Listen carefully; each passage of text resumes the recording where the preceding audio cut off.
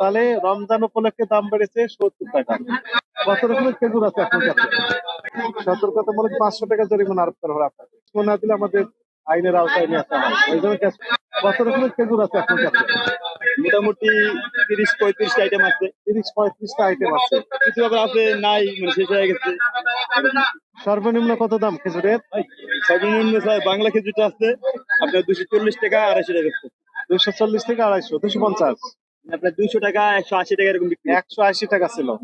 রমজান উপলক্ষে 250 হয়ে গেছে।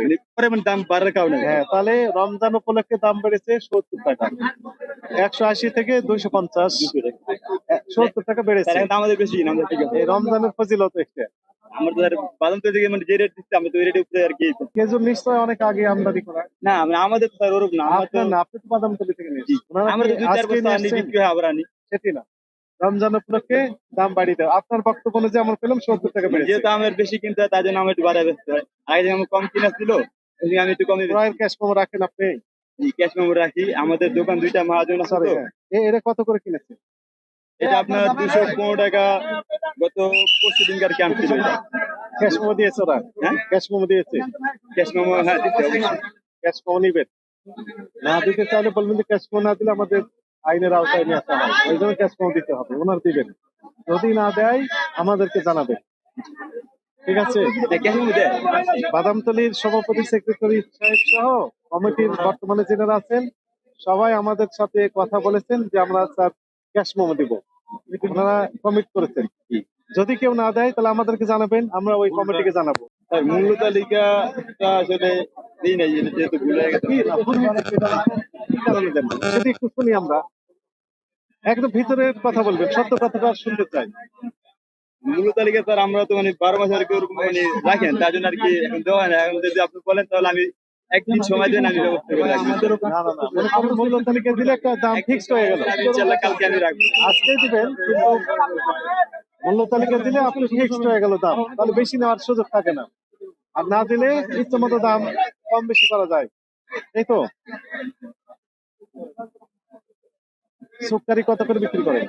সুপারি ভাই বর্তমান বিক্রি করে 750 টাকা। 750 টাকা। মনে করেন আমি, আমার সাথে পুলিশ আছে, সাংবাদিকরা আছে, এই কারণে 750 হয়ে গেছে। না আমরা তারপরে অন্য কেউ আসবে তো এক বক্স নিলে আপনার 21 টাকা বিক্রি করতে। 3 কেজির বক্স নিলে 21 টাকা। আমি খুচরা বিক্রি করলাম 750 টাকা বিক্রি। পাইকারি যেটা আর কি পাইকারি হিসাবে বিক্রি করলে 21 টাকা বিক্রি করতে। মূল্য তালিকা দিতে হবে, আপনি জানেন তো? জানতেন? ইনশাআল্লাহ স্যার কালকে জানতেন কিনা এটা? হ্যাঁ জানি। জানেন, তারপরে মানেননি, এটা ঠিক হয়নি। আজকেই দিবেন ইনশাআল্লাহ, খুব বেশি কষ্ট হবে না। না কোনো কষ্ট নেই, ঠিক আছে?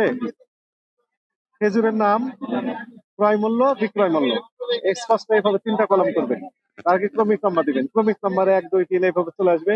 খেজুরের নাম এরকম আসবে, তারপরে দাম কত, ক্রয় মূল্য, বিক্রয় মূল্য, 4টা কলম করবে, তাহলেই হবে।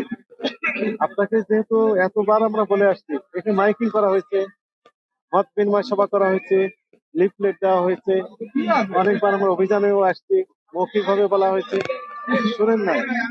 সতর্কতামূলক 500 টাকা জরিমানা আরোপ করা হবে আপনাকে।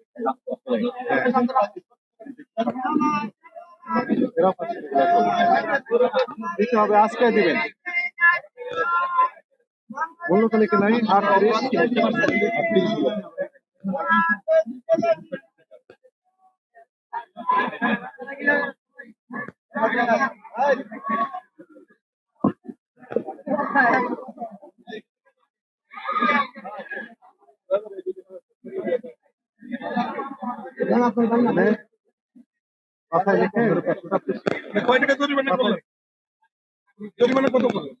সতর্কতামূলক 500 টাকা জরিমানা আরোপ করা হয়েছে।